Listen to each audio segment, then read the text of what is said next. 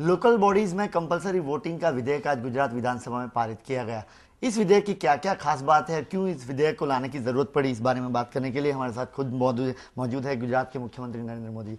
मोदी जी, स्वागत है IBN 7 में। जानना चाहेंगे सर, इस बिल को लाने की क्या जरूरत पड़ी, क्या ऐसे सिस्टम में लैकिंग है जिसको चलते बिल लाना पड़ा? हमारे देश में कई वर्षों से हर चुनाव के बाद एक लंबी बहस होती रहती है। क्या भारत के मतदाता का चुनावी प्रक्रिया में योगदान बढ़ना चाहिए या नहीं बढ़ना चाहिए, वोटिंग बढ़ना चाहिए या नहीं बढ़ना चाहिए। और जब वोट कम होते हैं तो भांति भांति प्रकार के आरोप प्रति आरोप होते रहते हैं और एक प्रकार से सबकी चिंता होती है कि वोट लोग देने के लिए आए, बाहर आए, निकले। ये एक समस्या तो हम अनुभव कर रहे हैं। दूसरा विषय है कि कम नसीबी ये है कि देश की राजनीति ज़्यादातर पॉलिटिकल पार्टी सेंट्रिक बन गई है।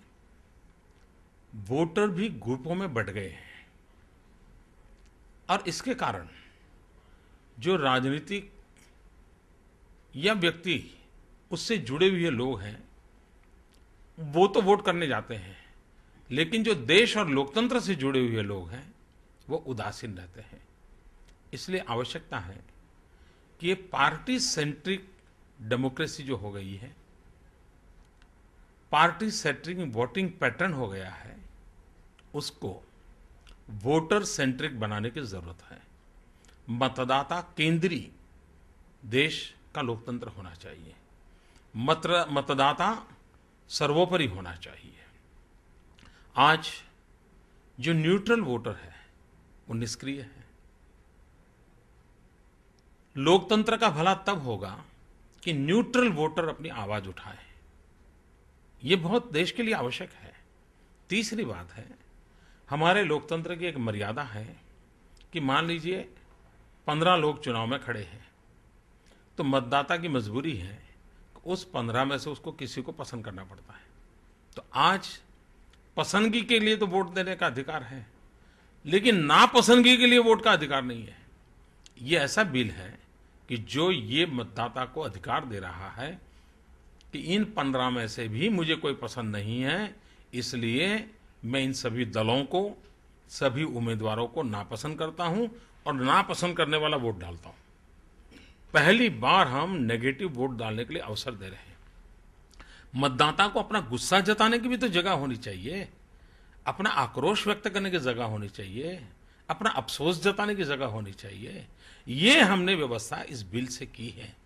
और एक बात है, हम हमेशा कहते हैं कि चुनाव में खर्चा कम हो। ज्यादातर चुनाव में खर्चा किस बात का होता है? मतदाताओं को सक्रिय करने के लिए ही तो चुनाव का माहौल बनाने में खर्च होता है।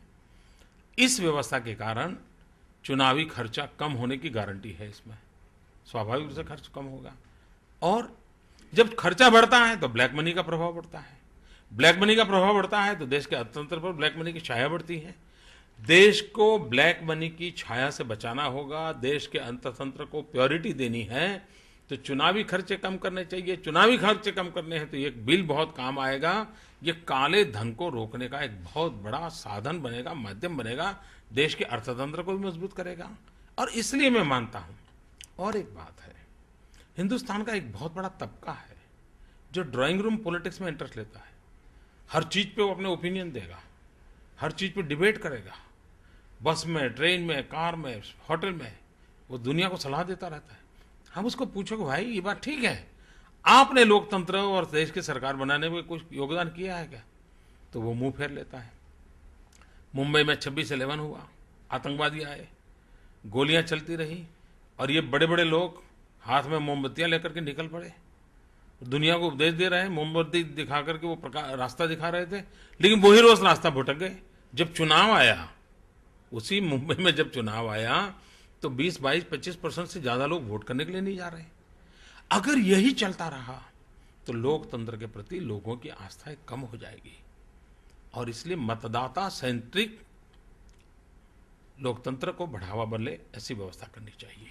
सर, एक आवाज ये भी उठ रही है कि संविधान में ये नहीं कहा गया है कि जबरन किसी को वोटिंग डाला जाए। विपक्ष भी इस बार को जोर शोर से उठा रहा है। अब तक जबरन था, अब तक जबरन था कि ये 10 खड़े हैं, तुमको पसंद करना पड़ेगा। अभी तो उसको सच्चा डेमोक्रेटिक राइट मिल रहा है कि इसमें से मुझे कोई पसंद नहीं है, मैं इन सबको रिजेक्ट कर रहा हूं। इसलिए ये लोकतंत्र को, संविधान को अवसर देता है। दूसरी बात है कि आपको रास्ते पर कूड़ा कचरा फेंकने का अधिकार है क्या?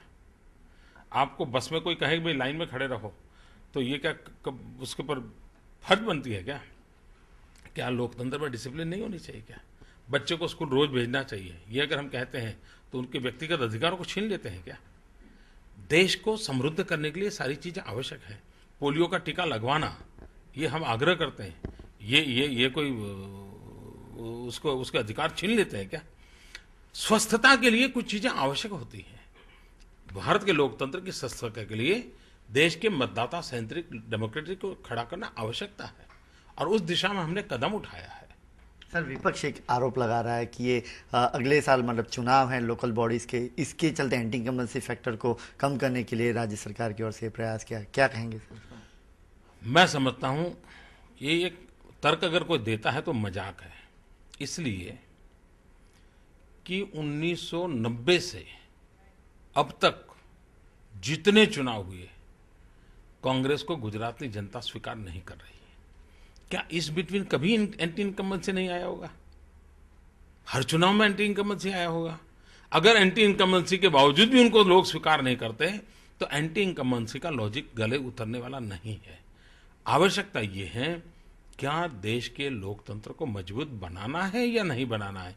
और तीसरी बात है, अगर हम टुकड़ों में सोचते हैं, किसी एक विशेष वर्ग को फायदा दिलाने वाली बात करते हैं, तब तो कोई कहता है कि भाई इस चुनाव से लाइव रहा। यहां तो विन विन सिचुएशन है। वे टुकड़ों में सोचते हैं, हम समग्रता में सोचते हैं, हम सबको जोड़ने वाली बात करते हैं। वे मैदान में जाएं, वो लोगों को समझाएं, उसका फायदा उठाएं। भाजपा वाले जाएं, वो फायदा उठाएं, और भी दल आए, वो भी मेहनत करे, फायदा उठाए। तो ये तो सचमुच में लेवल प्ले फील्ड देने का काम इस बिल से होने वाला है। बहुत बहुत शुक्रिया सर आईवीएन सेवन से बात करने के लिए। ये थे गुजरात राज्य के मुख्यमंत्री नरेंद्र मोदी, जिनका पूरा विश्वास है कि ये विधेयक कानून में भी तब्दील होगा, और एक उम्मीद भी जता रहे हैं कि बाकी की राज्य भी इस पैटर्न को फॉलो करे। कैमरामैन अनुकुमार सिंह के साथ जनक दवे, IBN 7।